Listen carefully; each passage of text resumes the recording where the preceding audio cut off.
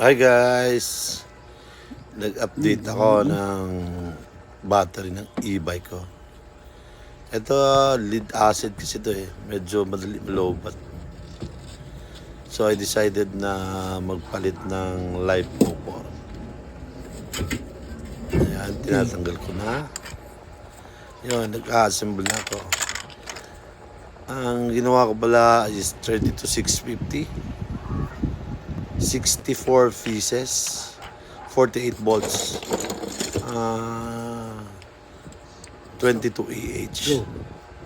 Ayan siya. Ayan yung holder niya. Assemble time. So, paalala, do research bago gawin kasi delikado. Yan naman, importante, yung BMS.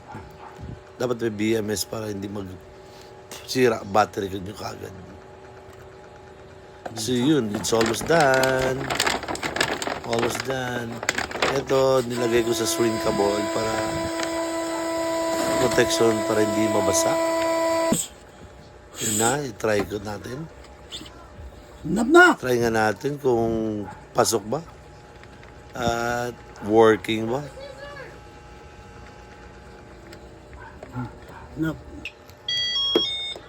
Then, charan! Okay, it's working.